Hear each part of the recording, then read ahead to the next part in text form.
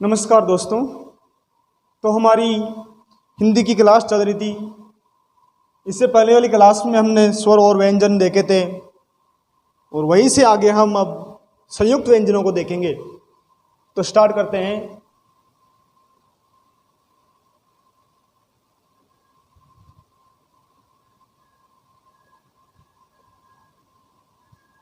संयुक्त व्यंजन टॉपिक है हमारा संयुक्त व्यंजन। तो दो अलग अलग व्यंजनों से मिलकर बने व्यंजनों को संयुक्त व्यंजन कहते हैं। दो अलग अलग व्यंजनों से मिलकर बने व्यंजन को संयुक्त व्यंजन कहते हैं। संयुक्त व्यंजन को संयुक्ताक्षर भी कहते हैं। संयुक्त व्यंजन को संयुक्ताक्षर भी कहते हैं। तो इसकी परिभाषा है दो अलग अलग व्यंजनों से मिलकर बने व्यंजनों को संयुक्त व्यंजन कहते हैं। देवनागरी लिपि में संयुक्त व्यंजनों की संख्या 4 मानी गई है। देवनागरी लिपि में संयुक्त व्यंजनों की संख्या 4 मानी गई है। अब देख सकते हैं वो चारों कौन कौन से हैं। पहला स्र, पहला व्यंजन है हमारा स्र। स्र श व र से मिलकर बना हुआ है। स्र स व र से मिलकर बना हुआ है स्र। ये पहला हमारा संयुक्त व्यंजन है। दूसरा क्ष, दूसरा व्यंजन है हमारा क्ष। क्ष क और स से मिलकर बना हुआ है क्ष। ये दूसरा संयुक्त व्यंजन। और तीसरा है हमारा त्र। त्र त व र से मिलकर बना हुआ है। त्र त व र से मिलकर बना हुआ है और ये हमारा तीसरा संयुक्त व्यंजन। चौथा है हमारा ज। ये ज व य से मिलकर बना हुआ है। ये चारों हमारे संयुक्त व्यंजन। तो देवनागरी लिपि में संयुक्त व्यंजनों की संख्या 4 मानी गई है। अगला टॉपिक देखिए अब अयोग वाहक ध्वनियां। इसके बाद में एक छोटा सा टॉपिक और है अयोग वाहक ध्वनियां।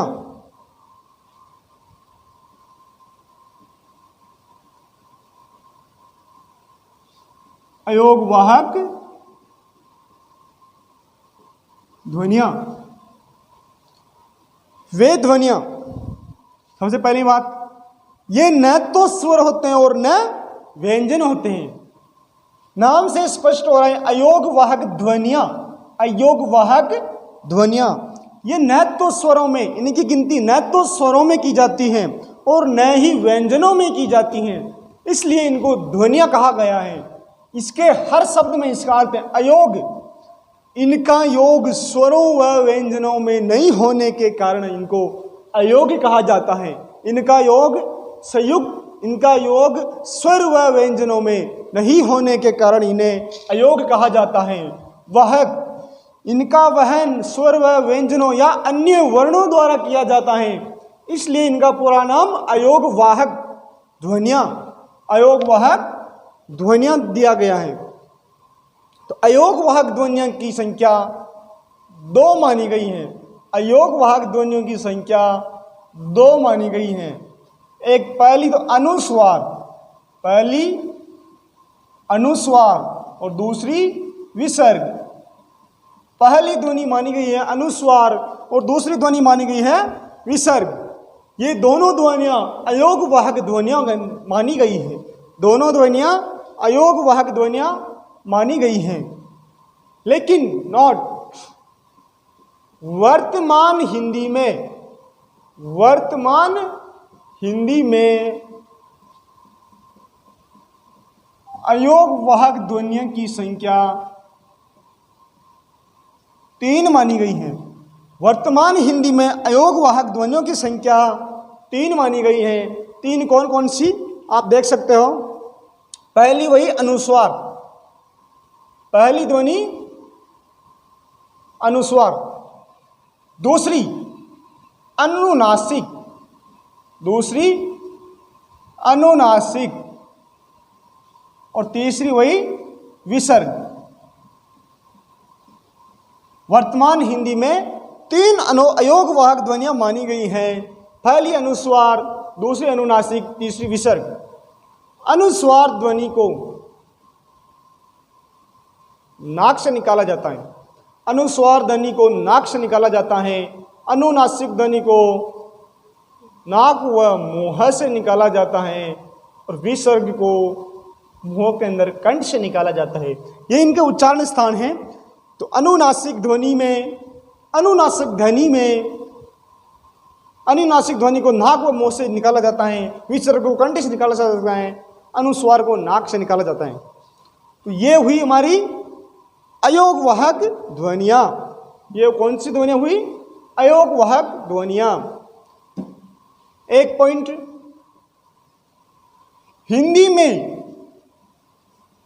हिंदी में मूल वर्णों की संख्या, क्वेश्चन आ जाएगा हिंदी में मूल वर्णों की संख्या, तो 11 + 33 = 44 है। हिंदी में मूल वर्णों की संख्या पूछी जाए तो 11 स्वर व 33 व्यंजन कुल 44 माने गए हैं।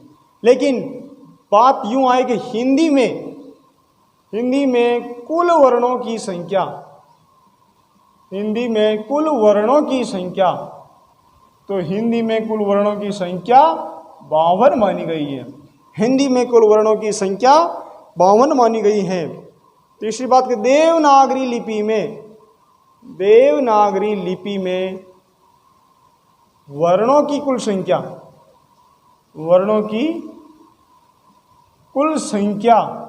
तो देवनागरी लिपि में वर्णों की कुल संख्या भी 52 मानी गई हैं। अब ये 52 कौन कौन से वो आप देख सकते हो, 52 कौन कौन से वर्ण हैं, आप एक साथ देख सकते हो इन्हें।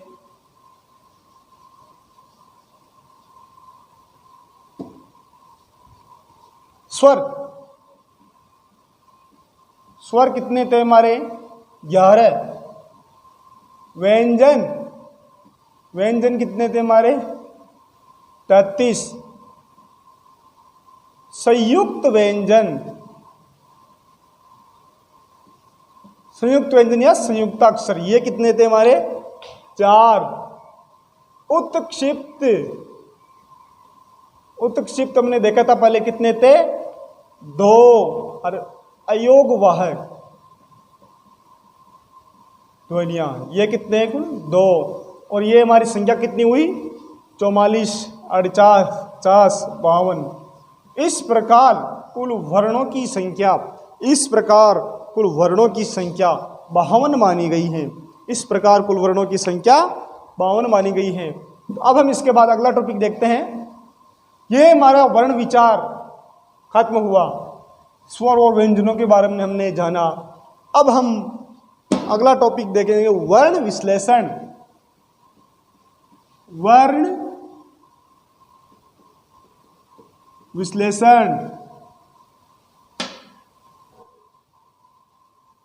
हमने शुरू से पढ़ते हुए 4 प्रकार के र देखे। शुरू से पढ़ते हुए 4 प्रकार के र देखे। कौन कौन से? एक तो धर्म में र आता है, एक जो र बिल्कुल साधारण जो देख रहे हैं अमर में। एक र राष्ट्र में आता है, एक र प्रेम में आता है। ये 4 प्रकार के र हमने देखे हैं। 4 प्रकार के र हमने देखे हैं। तो हमें पता होना चाहिए कि कौन सा र अधूरा है और कौन सा र पूरा है, कौन से र में स्वर मिला हुआ है और कौन सा र स्वर रहित है, ये हमें पता होना चाहिए। तो हम देखते हैं। सबसे पहली बात, यहाँ पर 3 कंडीशन बनती है। एक तो ऊपर वाला वर्ण, एक बीच वाला वर्ण, एक नीचे वाला वर्ण, एक नीचे वाला वर्ण। ऊपर वाला वर्ण हमेशा पूरा होता है, क्योंकि ऊपर उसी को उठाया जाता है जो हल्का हो। ऊपर उसी को उठाया जाता है जो हल्का हो। तो ऊपर वाला वर्ण हमेशा अधूरा होता है या आधा होता है, जिसे हम बोले आधा अक्षर। बीच वाला जैसा हमें दिखता है वैसा होता है, जैसा दिखता है वैसा ही होता है। और नीचे वाला हमेशा पूरा होता है या पूर्ण वर्ण होता है। तो 3 कंडीशन बनती है हमारे पास। ऊपर वाला ये, बीच वाला ये दिख रहे हमें, और नीचे वाला ये। तो ऊपर वाला हमेशा अधूरा रहेगा। मतलब धर्म में जो र आता है वह सिर्फ शुद्ध व्यंजन होता है, इसमें स्वर नहीं होता है। अमर में जो र आ रहा है, इस र में अ भी मिला हुआ है, इस र में अ भी मिला हुआ है। जैसा दिख रहा हमें वैसा ही है। राष्ट्र, यहां पर ट के नीचे र है, तो यहां पर ट अधूरा है, यहां पर ट अधूरा है। लेकिन नीचे वाला र ने इस ट को उच्चार का है, मतलब र भारी है, र भारी है। तो र में यहां पर स्वर मिला हुआ है, र में यहां पर स्वर मिला हुआ है। बस वर्ण विश्लेषण में हमें यही जाने, वर्णों का विश्लेषण, वर्णों को खोल खोल कर देखना है। तो देखिए वर्ण विश्लेषण में आगे हम 1-2 शब्दों के वर्ण विश्लेषण करते हैं। सबसे पहला हम करते हैं अंतरराष्ट्रीय। अंतरराष्ट्रीय, अंतरराष्ट्रीय का हम विश्लेषण करके देखते हैं। अ, पहला वर्ण अ प्लस न अधूरा है क्योंकि ये त के ऊपर बैठा हुआ है और त इसके नीचे है, तो मतलब त पूरा है, त पूरा है। तो ये त में मिला हुआ अ है। फिर यहाँ र के ऊपर र, ये र आधा है, अधूरा र है, तो इसके नीचे हलंत। फिर ये नीचे वाला र, और इस र में भी आ मिला हुआ है, इस र में भी आ मिला हुआ है। फिर स अधूरा है क्योंकि ट के ऊपर बैठा हुआ है। फिर ट भी अधूरा है क्योंकि ट इस र के ऊपर बैठा हुआ है। फिर र पूरा है क्योंकि र के साथ ई खड़ी है। फिर ये पूरा है क्योंकि यह के साथ अ खड़ा है। ये हुआ वर्ण विश्लेषण। इसी तरह हम कई सारे शब्द देखेंगे। शब्दों को खोलना यही विश्लेषण कहलाता है। हमें पता चले कि किस वर्ण में कौन सा स्वर मिला हुआ है। तो अंतरराष्ट्रीय के बारे में दूसरा शब्द देखते हैं, क्षत्रिय।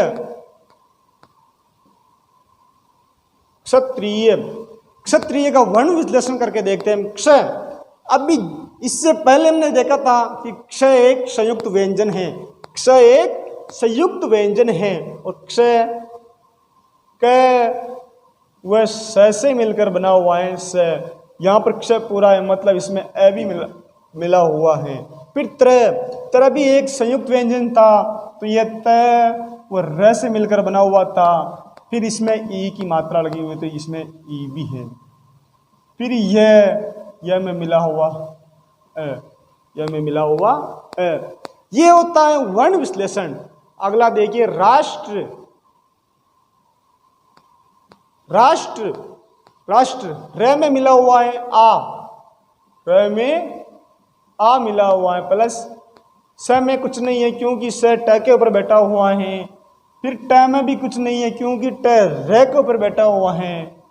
फिर र में मिला हुआ है ये हुआ राष्ट्र। ये कौन सा हुआ? राष्ट्र। अगला देखिए वृत्स्य।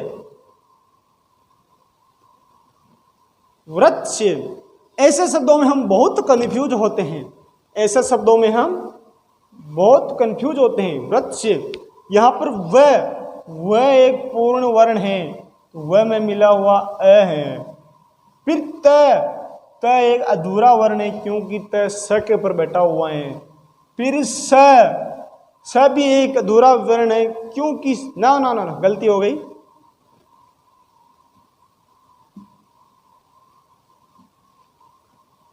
वह एक पूर्ण वर्ण है, तो वह में मिला हुआ अ इसके साथ है। फिर यहां पर त नहीं आएगा, त से पहले ये र आएगा, त से पहले ये र आएगा, क्योंकि र अलग अलग रूपों में चलता है। र पूर्ण हो तब कैसा दिखता है, अधूरा होते ये ऊपर बैठ जाता है, ऐसे और वर्ण नहीं बैठते, तो यहाँ पर र आएगा। र लेकिन है अधूरा ही। फिर आएगा त भी अधूरा है क्योंकि त स के ऊपर बैठा हुआ है। फिर स आया तो स भी अधूरा है क्योंकि स यह के ऊपर बैठा हुआ है। और फिर यह भी अधूरा नहीं है, यह में अ मिला हुआ है।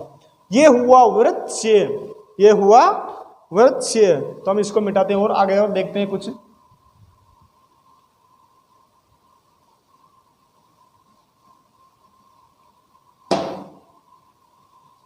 द्वंद्व,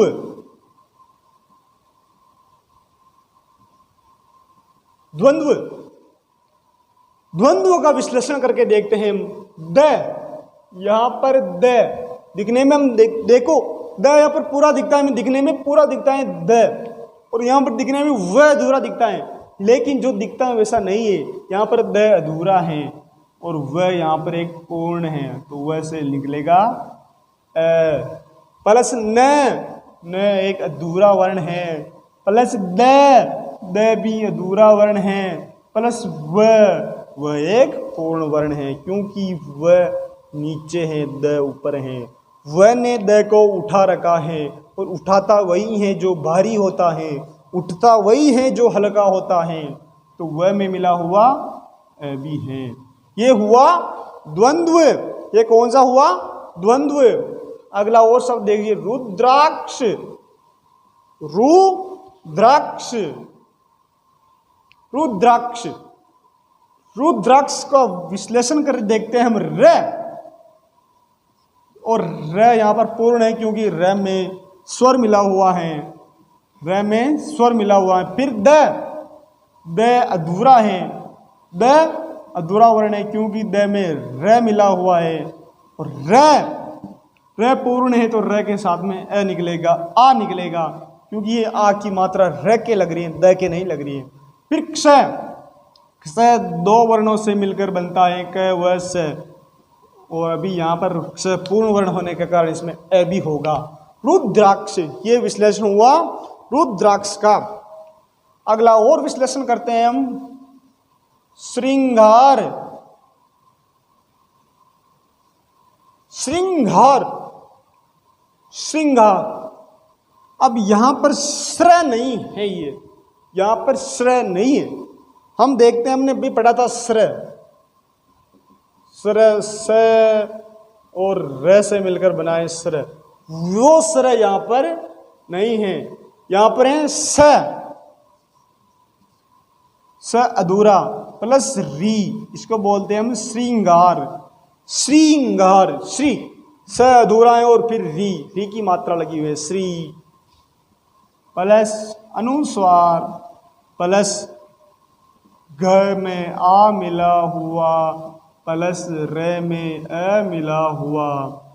तो इस प्रकार हम कोई सा भी शब्द हो उनका वर्ण विश्लेषण कर सकते हैं।